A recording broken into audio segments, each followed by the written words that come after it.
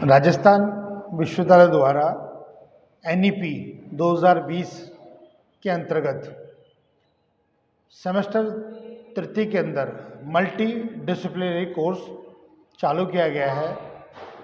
इसी कोर्स के अंतर्गत महाविद्यालय के बच्चों ने जो पेपर अडॉप्ट किया था उसका नाम है बुक कीपिंग यानी बही खाता। आज की क्लास में मैं आप लोगों को बही खाता के बारे में ये बताना चाहूँगा कि बही खाता क्या चीज़ है। देखिए, जैसे नाम से स्पष्ट हो रहा है कि बुक कीपिंग यानी बुक्स को रखना, देख रेख करना। अब कौन सी बुक्स? जब हम बात करेंगे लेखांकन की बात करते हैं तो व्यवसाय के जो हिसाब किताब है, उस हिसाब किताब की जो पुस्तकें बनती है, उन पुस्तकों के रखरखाव को बुक कीपिंग के नाम से जानते हैं या उसको लेखांकन के नाम से जाना जाता है। अब हम बात करते हैं कि लेखांकन किसे कहते हैं, पुस्तपालन किसे कहते हैं।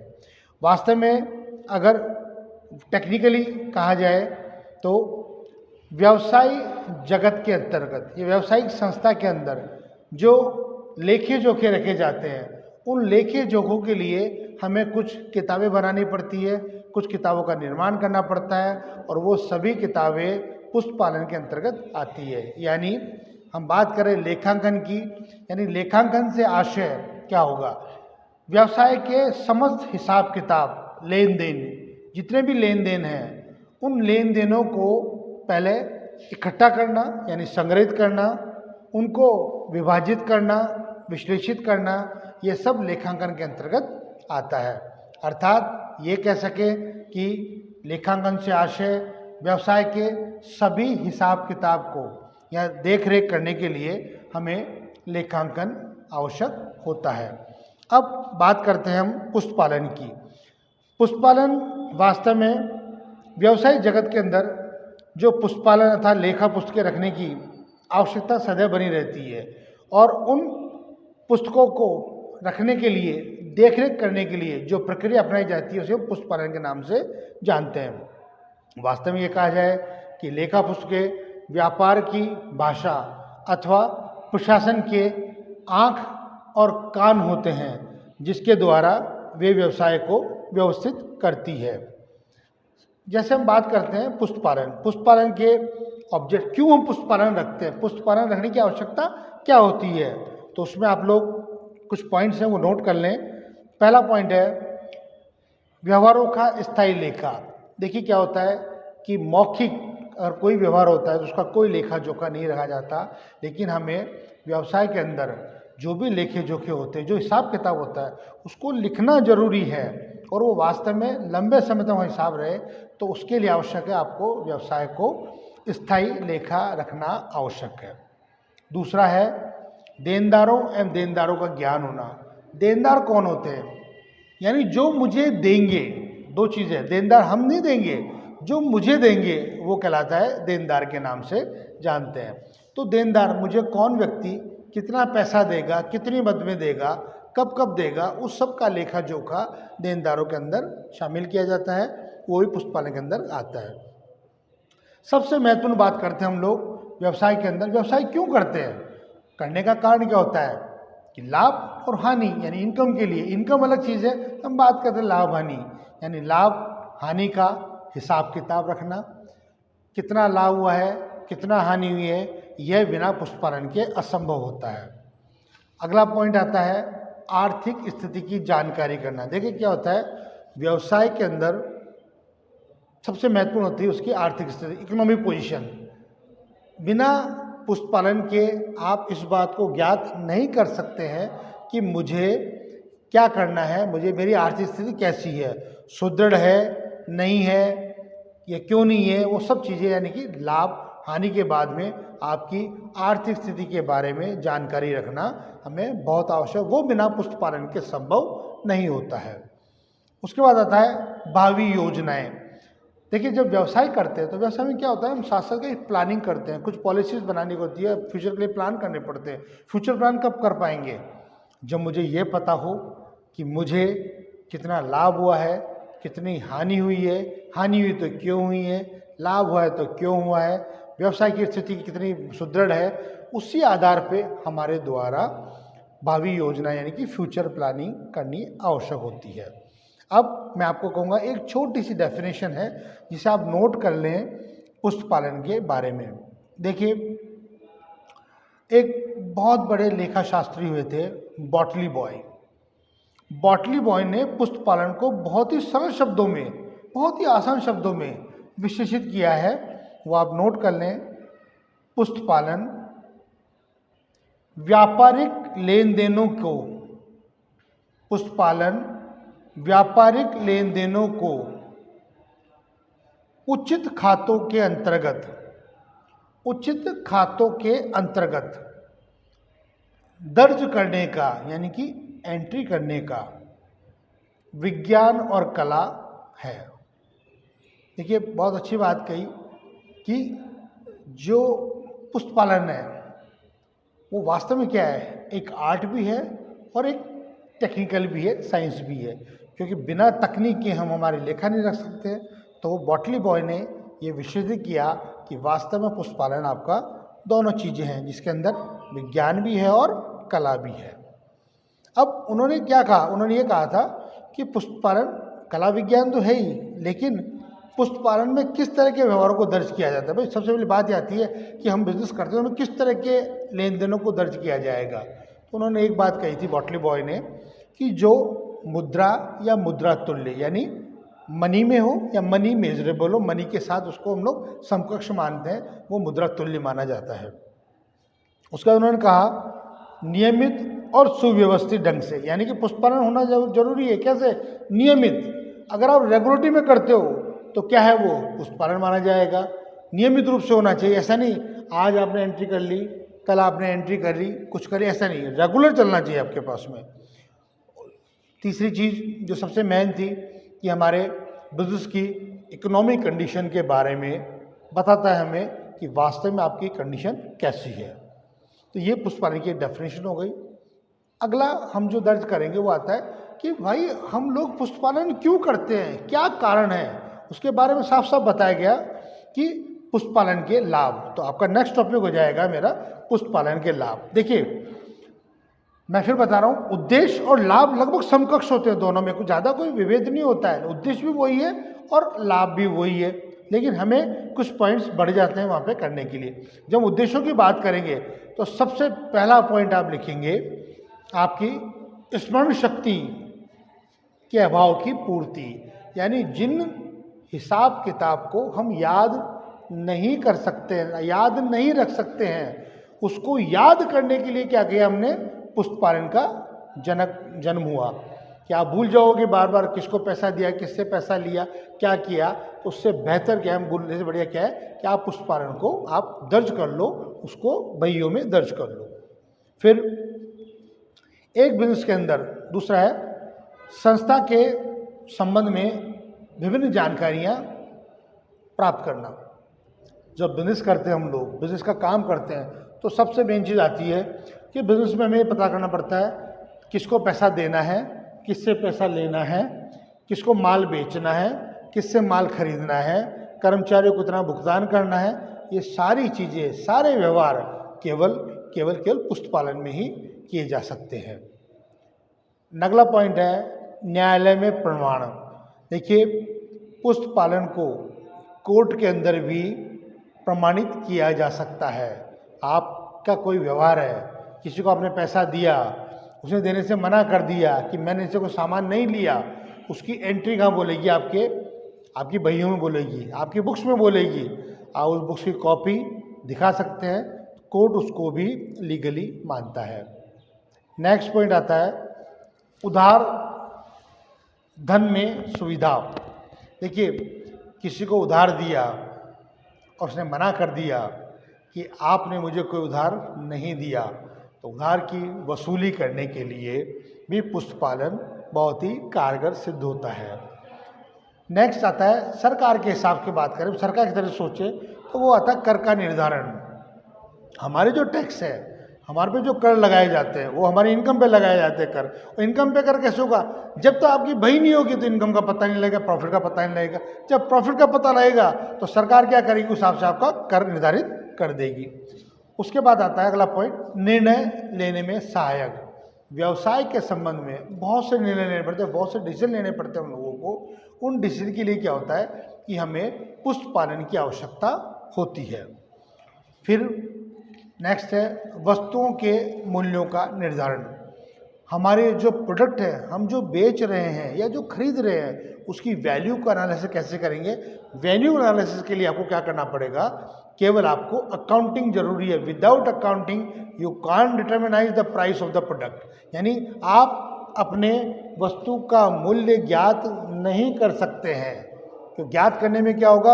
आपको अकाउंटिंग करनी पड़ेगी, हिसाब किताब रखना पड़ेगा, अतः वो असंभव हो जाता है। व्यापार का उचित मूल्यांकन, जब भी आप बैंक से लोन लेंगे या किसी वित्तीय संस्थान लोन लेते हैं तो वो आपकी बिजनेस की वैल्यू फाइंड आउट करते हैं। बिजनेस की वैल्यू क्या है? वैल्यू का मतलब क्या होगा? हमारे व्यवसाय का मूल्य क्या है? तो आपका ट्रेडिंग, P&L, बैलेंस शीट, इन सबको चेक करते हैं वो लोग। और ट्रेडिंग, P&L, बैलेंस शीट के बाद में इस बात का पता लगाया जाता है कि मेरे बिजनेस की वैल्यू क्या है। देखिए, जहाँ पे पैसा होगा, सीधी सी बात है, मैं तो ये बात जानता हूँ कि जहाँ पैसा होगा वहाँ पे फ्रॉड भी होगा, छल भी होगा और कपट भी होगा। छल कपट को रोकने के लिए लेखांकन पूर्ण रूप से सहायक है। और फिर बीमा कंपनी से क्षतिपूर्ति। मान लीजिए आपका बिजनेस है, बिजनेस का लॉस हो गया, आग लग गई या कोई नुकसान हो गया, तो आप बीमा कंपनी को क्या प्रमाण देंगे कि मेरे कितना स्टॉक रखा हुआ था, कितना पैसा था मेरे यहाँ पे, कितनी संपत्तियाँ थी मेरे पास में। जब तक उसका एनालिसिस नहीं होगा और वो बिना लेखांकन के, बिना पुस्तपालन के असंभव है, तो उसके बाद ही आपको उसका होगा। तीसरा चीज़, मान लीजिए कोई साझेदारी फर्म है, 4 पार्टनर है, चारों में आपस में किसी बात को लेकर झगड़ा हो जाता है, कोई विवाद हो जाता है, उस विवाद का निपटारा बिना पुस्तपालन के संभव नहीं है। और सबसे अंतिम बिंदु, हम बात करें लाभों की, दिवालिया घोषित होने में सहायक। कोई व्यक्ति है, वो कह रहा बार बार मेरा पैसा नहीं है, मैं दिवालिया हो गया, दिवालिया हो गया, दिवालिया हो गया। कैसे पता लगेगा? जब आपका बिजनेस लॉस में जाएगा, दिन ब दिन, वर्ष वर्ष, दिन ब दिन आपका लॉस होता जा रहा है, तो बैंक और गवर्नमेंट देखेगी ये व्यक्ति तो दिन ब दिन नुकसान में जा रहा है, इसको लॉस हो रहा है, प्रॉफिट हो ही नहीं रहा। तो अंत में उसको क्या कहेगा कि कोर्ट के द्वारा, न्यायालय के द्वारा उसको दिवालिया घोषित कर दिया जाएगा। अब हमारे पास जब पुस्तपालन जहाँ है, तो बुक कीपिंग का जो मेन है वो होता है लेखांकन। तो हम जो अगला पॉइंट आप लोग लिख लीजिएगा, लेखांकन की परिभाषा। देखिए, हम बात कर रहे हैं लेखांकन की, यानी अकाउंटिंग। अकाउंटिंग क्या होती है, अकाउंटिंग की परिभाषा क्या है? तो सबसे पहले आप एक छोटी सी डेफिनेशन नोट कर लीजिएगा, जिसमें ये बताया गया है कि लेखांकन की परिभाषा क्या है। वास्तव में लेखांकन के बारे में, लेखांकन एक ऐसी क्रिया है, यानी लेखांकन क्या है? वास्तव में एक ऐसी क्रिया है, एक एक्टिविटी है जिसका कार्य आर्थिक इकाइयों के बारे में, यानी आर्थिक इकाइयों के बारे में मुख्य रूप से वित्त प्रकृति, यानी कि जो फाइनेंस की नेचर है, वित्त प्रकृति की परिमाणात्मक, दो चीज होती है, परिमाणात्मक और क्रियात्मक। ये परिमाणात्मक सूचना देता है जो कि वैकल्पिक व्यवहार, यानी जो विकल्प होते हैं, ऑल्टरनेटिव होते हैं, वैकल्पिक व्यवहारों को में तर्कयुक्त चयन, यानी जो वास्तव में लॉजिकल होते हैं, द्वारा आर्थिक निर्णय लेने में उपयोगी होती है। तो जब बात कर रहे हैं एक और सरल शब्दों के अंदर मैं कहना चाहूँ तो लेखांकन क्या होता है? वास्तव में लेखांकन के अंदर उन व्यवहारों, लेखांकन में उन व्यवहारों और घटनाओं को शामिल किया जाता है जो कि कम से कम वित्तीय प्रकृति के हैं, यानी वित्तीय यानी फाइनेंस नेचर के हैं,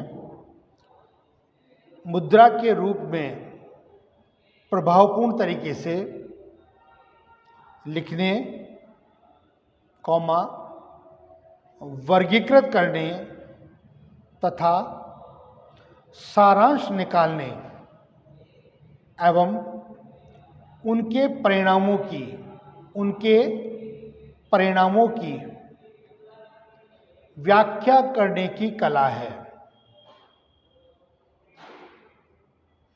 तो ये हो गया हमारा लेखांकन। अब लेखांकन के अंदर जो मेन मैं बता दूं आपको, इसको हम कैसे डिवाइड करेंगे।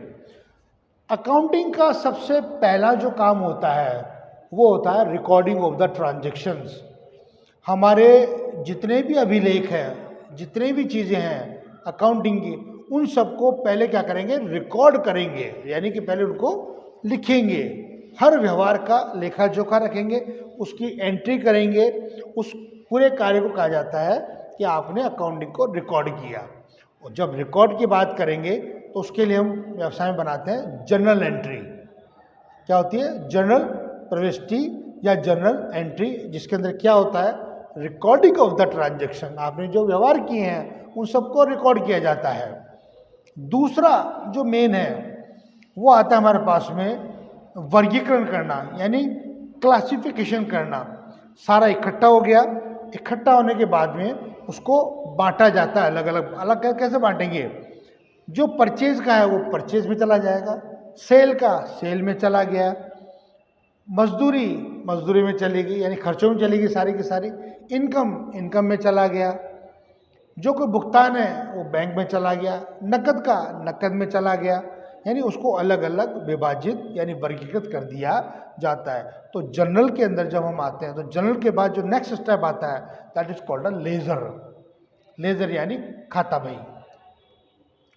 हम जो जर्नल की एंट्री है उनको ट्रांसफर करेंगे सबको अलग अलग, लेजर बनाएंगे सबके नाम से, जैसे परचेज, सेल्स, राम, श्याम, मोहन, मजदूरी, वेतन, ब्याज, किराया, संपत्ति के खाते हो गए, बिल्डिंग है, प्लांट है, मशीनरी है। तो यानी कि हर व्यवहार को दर्ज करने के लिए एक लेजर बनाया जाता है जिससे हमको वर्गीकृत कर सकते हैं। फिर उसको सारांश, सारी परचेज को उठा के, यानी सारांश करना, यानी क्या होता है, समराइजिंग करना। सारी परचेज को उठाई और परचेज बुक में ट्रांसफ़र कर दिया, सारे विक्रय को उठाया और सेल्स बुक में ट्रांसफ़र कर दिया। जो व्यवहार आपके क्रय वापसी है, क्रय वापसी में, विक्रय वापसी में चला गया, बीआर और बीपी वहाँ ट्रांसफ़र हो गया आपके पास में। और फिर भी कुछ बच रहा है तो वो रोकड़ में, यानी रोकड़ का व्यवहार रोकड़ में, बैंक का व्यवहार कैश बुक के बैंक कॉलम में चला जाएगा।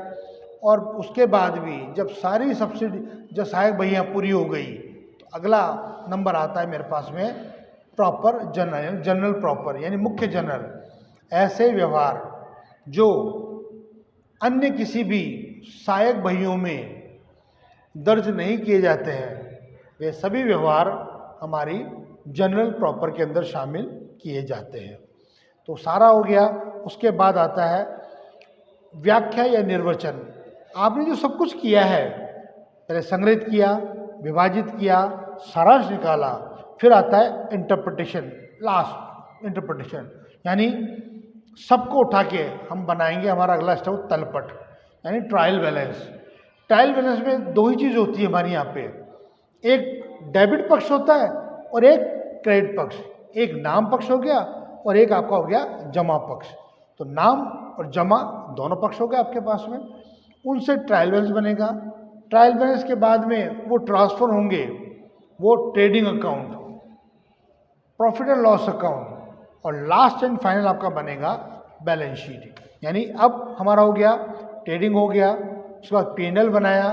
ट्रेडिंग में हमने सारे व्यवहार लिख लिए, P&L में लाभ आने संबंधी ले लिए, और जो लास्ट में हुआ आपका ट्रांसफर हुआ वो जाके ट्रांसफर हो जाएगा हमारे पास में आपका बैलेंस शीट के अंदर। बैलेंस शीट का जो टोटल है वो आपका दोनों पक्ष का, दो पक्ष होते हैं, एक होता है असेट संपत्ति पक्ष, दूसरा होता है लायबिलिटीज यानी मेरा दायित्व पक्ष। असेट और लायबिलिटीज दोनों का टोटल आपका बराबर आना चाहिए। जब टोटल आपका बराबर आ जाएगा तो फिर हम उसे कहेंगे कि अब हमारा पूरा जो पुष्टपालन था वो कार्य कंप्लीट हो चुका है, यानी स्टार्टिंग से लेकर और लास्ट तक हमने क्या करी, हमारी पूरी अकाउंटिंग हमने कंप्लीट कर ली है। अब देखिए जब हम बात कर रहे हैं, देखिए अब जो कुछ के टर्म्स ऐसी होती है हमारे यहाँ पे, बिजनेस में क्या हो, अकाउंटिंग के अंदर कुछ शब्द ऐसे हैं जो आपको नए मिलेंगे। उन शब्दों को मैं एक एक शब्द को बताना चाहूँगा और आप एक एक के बारे में नोट करते जाइए कि वास्तव में इन शब्दों का मतलब क्या होता है। क्योंकि वास्तव में क्या है, ये व्यवहार है, बोलचाल की भाषा में नहीं आता, बल्कि किस में आता है, केवल लेखांकन में शामिल किया जाता है। तो लेखांकन की हम बात करेंगे तो उसमें कुछ आइटम ऐसे हैं जो हमारे पक्ष होते हैं, कुछ अंदर के होते हैं और कुछ बाहर के होते हैं। तो लेखांकन संबंधी सूचनाओं, जो हमारी अकाउंटिंग की सूचनाएं होती है, वो सूचना किस किस व्यक्ति को चाहिए। अब आप बोलेंगे सब किसको चाहिए, मालिक को चाहिए, बस खत्म बात। नहीं, ऐसा नहीं होता। क्या होता है, जब अकाउंटिंग करते हैं तो अकाउंटिंग में बहुत सारे पक्षों का उसमें इंटरेस्ट होता है, उनका इच्छा होती है पता लगे क्या है क्या नहीं है। अब मैं बताऊंगा उनके बारे में, क्यों इच्छा होती है उनकी, क्या कारण होता है उनके, उसके बारे में हम लोग डिस्कस करेंगे। देखिए, एक एक टॉपिक को पहले दो में डिवाइड करेंगे, एक होगा इंटरनल और एक होगा आपका एक्सटर्नल। ये दो तरह पक्ष हो गए हमारा, एक हो गया इंटरनल और एक हो गया आपका एक्सटर्नल। जब इंटरनल की बात करेंगे हम लोग, बस देखिए मैं फिर बताऊं कि हमारे एक आंतरिक पक्ष हो गया और एक हो गया बाह्य पक्ष। एक हो गया इंटरनल और एक हो जाएगा आपका एक्सटर्नल। दो पार्टी हो गई हमारे पास में, एक इंटरनल पार्टी हो गई और एक हमारी एक्सटर्नल पार्टी हो गई। अब जब इंटरनल की बात करेंगे तो इंटरनल के अंदर जो व्यवसाय के अंदर है, एक्सटर्नल में जो व्यवसाय के बाहर के लोग हैं।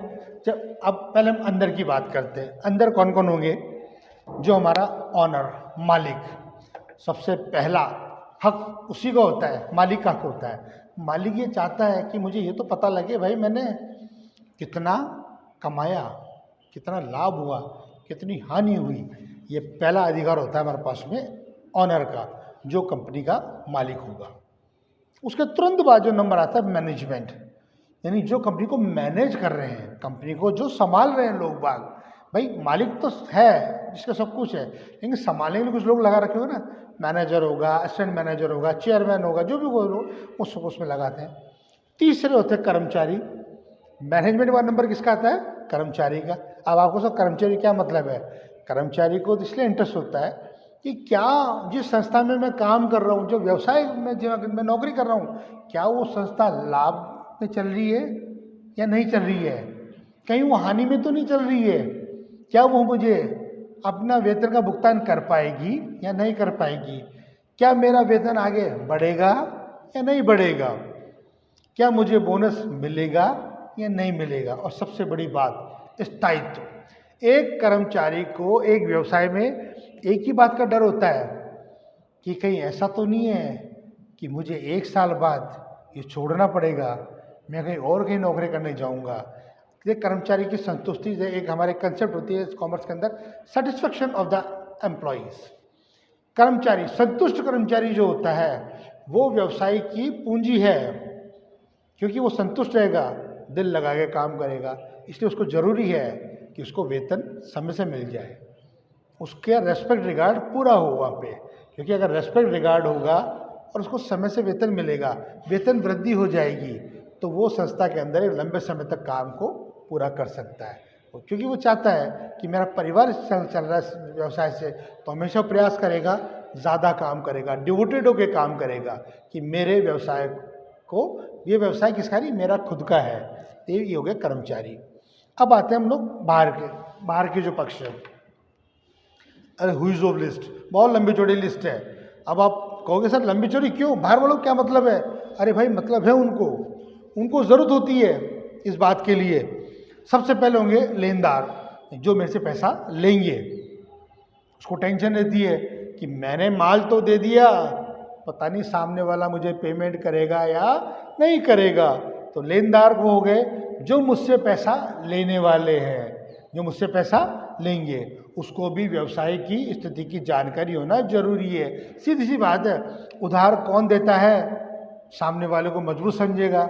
अगर आप मजबूत नहीं है तो आपको उधार कोई नहीं देगा, सीधी सी बात है।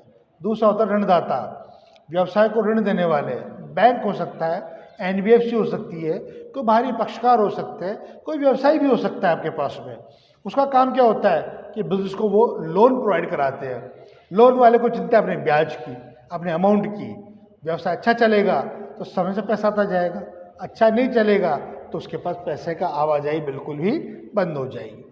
दूसरा है कराधिकारी, टैक्स लेने वाली गवर्नमेंट। सरकार ये चाहती है कि भैया लाभ कमाओ, इनकम खूब करो, लेकिन क्या मुझे कर भी समय पे दो।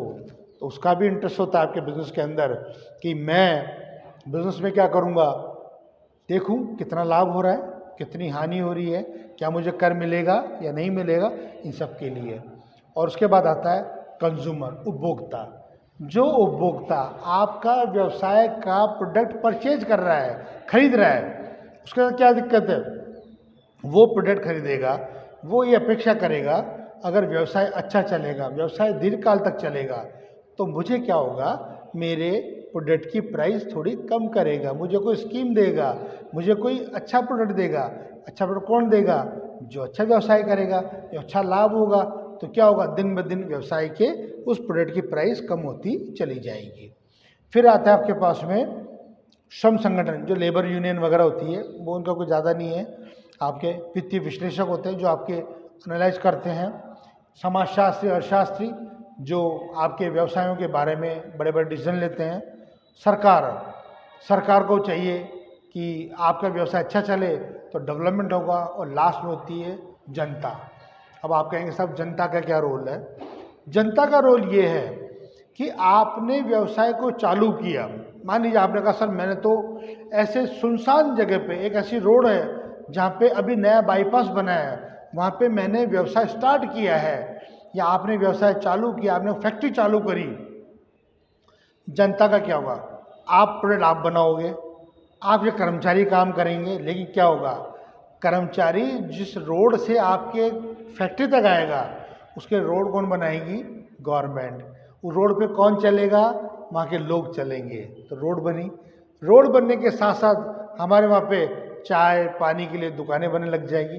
फिर हो सकता है कुछ कर्मचारी उसके आसपास रहने लग जाए, तो उसको अपने लिए मकान बनाएंगे, मकान बनाएंगे, सोसाइटी डेवलप होगी, दुकानें बनेगी वहाँ पे, और व्यवसाय चलेंगे, है ना। तो क्या होगा कि उस क्षेत्र की जनता का विकास होता है। तो कहीं ना कहीं जनता का भी योगदान होता है हमारे यहाँ। तो हम जो बात कर रहे थे हमारे पास में कि ये हमारे जो इंटरेस्ट हुए पार्टी होंगे कहीं ना कहीं पे हमारे पास में। अब बात करते हैं लेखांकन समंकों के कार्य। देखिए ये बहुत मोस्ट पॉइंट है, आपका 2 नंबर का क्वेश्चन है, 4 नंबर का क्वेश्चन बन सकता है इस बारे में कि लेखांकन समंकों के कार्य, यानी जो हमारे फंक्शंस है, अकाउंटिंग डेटा का क्या फंक्शंस है, उसके आपके पास 4 पॉइंट है, वो आप चारों नोट कर लें। ये चारों आपके क्वेश्चन आ सकता है, कोई बड़ी बात नहीं है। पहला होता है रचनात्मक कार्य। देखिए रचना यानी जो आपका क्रिएटिव होगा, क्रिएटिव फंक्शंस होते हैं, दैट इज कॉल्ड रचनात्मक कार्य। दूसरा होता है संलेखात्मक कार्य, यानी डॉक्यूमेंट्री फंक्शंस, जो संलेख बनते हैं, दर्ज किए जाते हैं, प्रारंभिक बहियों में दर्ज किया जाता है, वो संलेखात्मक कार्य होता है। तीसरा होता है आपके पास में व्याख्यात्मक कार्य, जो आपने दर्ज किया है उसकी व्याख्या की जाती है, उसको बोलते हैं हम लोग आपका व्याख्यात्मक कार्य। और चौथा होता है आपके पास में परीक्षात्मक कार्य, यानी आपने जो किया है वो क्या सही भी है या नहीं है, उसकी वो बोलते हैं हम लोग टेस्टिंग फंक्शन। तो टेस्टिंग फंक्शन क्या होता है, ये केवल चार्टर्ड अकाउंटेंट या ऑडिटर के द्वारा किया जाता है। जो सीए है या जो ऑडिटर्स है वो आपके द्वारा किए गए कार्यों की जांच करेंगे। वो जांच के बाद ये बताएंगे कि वास्तव में आपने जो कार्य किया है वो शुद्ध भी है या नहीं है, या आपने कोई गलतियां करी है, तो उन गलतियों के बारे में उन चीज़ों को शामिल किया जाता है। देखिए जब अकाउंटिंग की हम लोग बात कर रहे हैं तो अकाउंटिंग में सबसे मेन चीज़ होती है हमारी जो लेखांकन की अवधारणा है। वो अवधारणा क्या कहती है कि दोहरा लेखा प्रणाली। भारत के अंदर जो लेखांकन प्रणाली है वो ड्यूअल एस्पेक्ट पे चलती है, दोहरा लेखा प्रणाली। देखिए मैं पहले बताना चाहूँगा दोहरा लेखा प्रणाली क्या होती है, कि हमारे यहाँ पे जो भी व्यवहार किए जा रहे हैं, जितने भी व्यवहार हो रहे हैं, वो ड्यूअल यानी डबल, 2 जगह एंट्री करते हैं हम लोग। हर व्यवहार का दोहरा लेखा किया जाता है। जब आप दोहरा लेखा करेंगे, 2 जगह करेंगे, तो गलतियों की संभावना क्या हो जाएगी, बिल्कुल कम हो जाएगी, न्यून हो जाएगी, शून्य हो जाएगी। चला के करें हम लोग, छल कपट के लिए करते तो संभव है, लेकिन वास्तविकता में क्या होगा कि प्रिवेंशन के लिए हमारे यहाँ पे दोहरा लेखा प्रणाली को अपनाया जाता है। और जब दोहरा लेखा प्रणाली बात करेंगे तो क्या होगा हमारे यहाँ पे, हम अकाउंटिंग इक्वेशन, हमारा जो नेक्स्ट टॉपिक है that is called accounting equation, इसको बोलते हैं मान लो लेखांकन समीकरण के नाम से जानते हैं। अब उसमें क्या होता है, हमारा जो यहाँ पे है वो कहलाता है यहाँ पे gross liabilities, LIABILITI equals to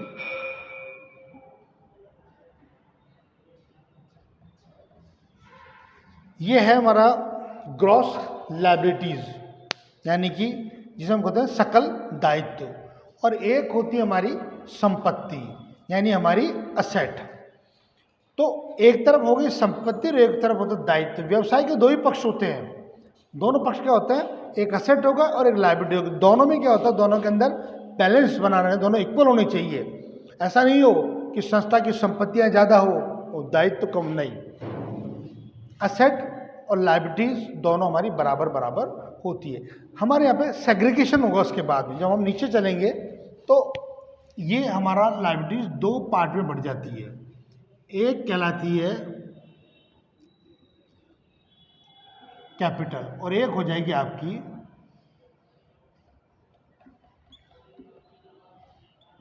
liabilities, यानी और ये बोले हमारी वही असेट,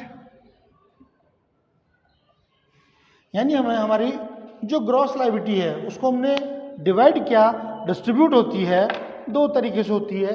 एक हो गई पूंजी और एक हो गया दायित्व।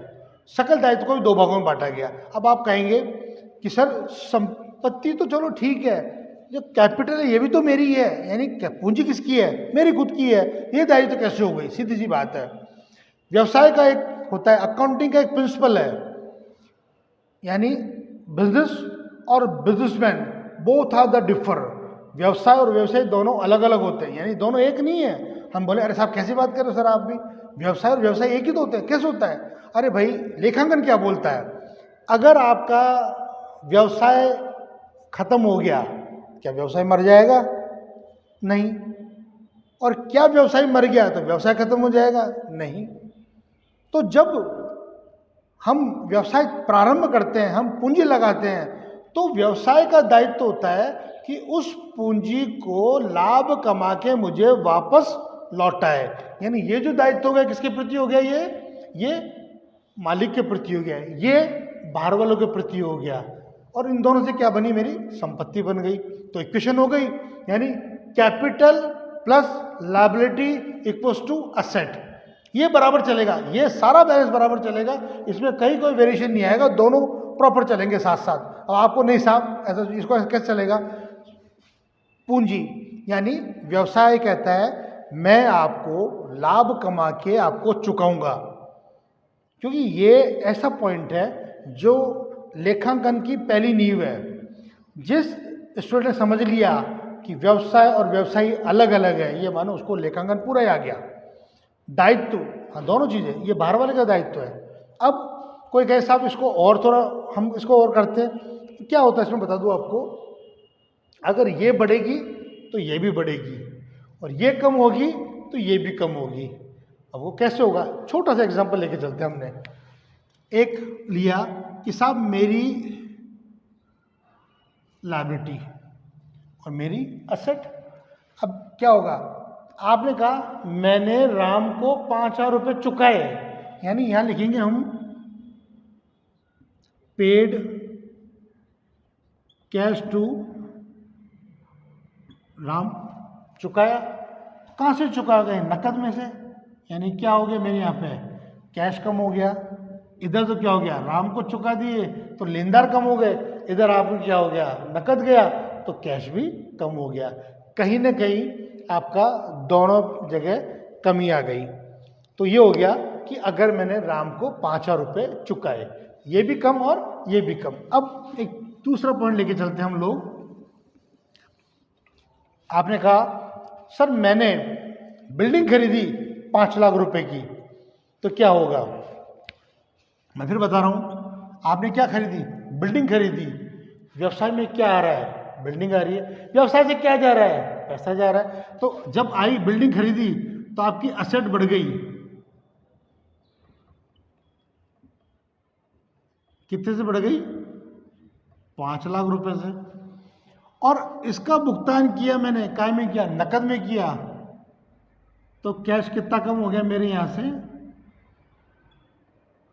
5 लाख रुपए। ये तो आया और ये गया, तो ये तो हो गया नील, नो चेंज। इस पे कोई फर्क ही नहीं पड़ा, ये मस्त है अपने हिसाब से। ये हो गया नील। संपत्ति पे असर नहीं, लाइबिलिटी असर नहीं। क्या हुआ कि व्यवहार भी हो गया, आ भी गया और चला भी गया।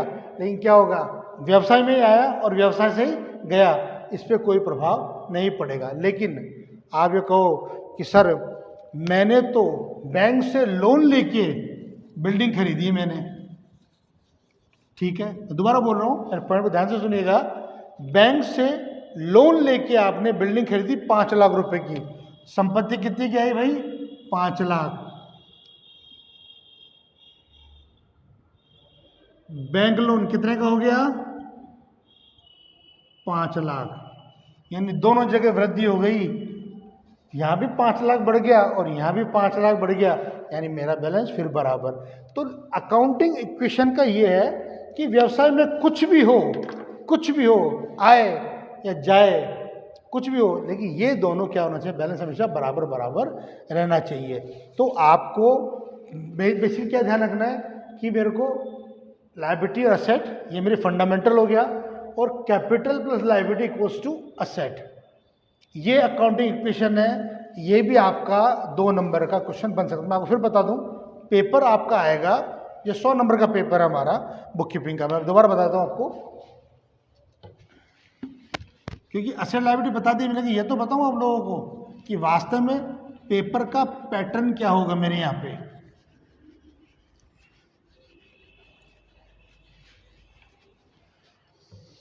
हमारा पेपर टोटल है 100 मार्क्स का। इसमें से 20 नंबर का आपका मिड टर्म हो गया और हो गया मेरा 80 नंबर का आपका फाइनल एग्जाम। 100 का पेपर था, 20 जो कॉलेज देगा आपको, 80 जो आप खुद कमाओगे। अब ये पेपर 80 नंबर का 2 पार्ट में होगा आपका। पहला है पार्ट ए और दूसरा है पार्ट बी। ये आपका है 20 मार्क्स का और ये आपका है 60 मार्क्स का। यहाँ 20 नंबर और यहाँ हो गए 60 नंबर मेरे पास। 20 नंबर कैसे होंगे? आपको 10 क्वेश्चंस 2 मार्क्स के आएंगे, तो टोटल कितना हो गया मेरा? 20 हो गया। यहाँ आपको 4 क्वेश्चंस 15 नंबर के मिलेंगे, ये हो गया मेरा 60। ये आपको मिलेंगे आइदर एंड और, 4 यानी 8 मिलेंगे, 8 में से 4 करने, ए में, बी में, सी में, यानी बी के अंदर 4 क्वेश्चन हो गए, यहाँ हो गए 5 क्वेश्चन। ये 2-2 नंबर के आएंगे, जिसको आपको केवल 20 शब्दों में देना है। ये आपका 100 शब्दों के अंदर 2 शब्दों में उसको देना पड़ेगा। तो पेपर बहुत सिंपल है। और सबसे बड़ी बात यह है कि पहली बार शायद हिंदुस्तान में पहली बार ऐसा हो रहा है कि आर्ट्स वाले बच्चों को भी कॉमर्स पढ़नी पड़ रही है, साइंस वालों को भी कॉमर्स पढ़नी पड़ रही है। तो एक अच्छा अवसर आप लोग पास में, इस सब्जेक्ट को बड़ा एंजॉय करें। मैं क्लासेस आपकी रेगुलर लेता रहूँगा।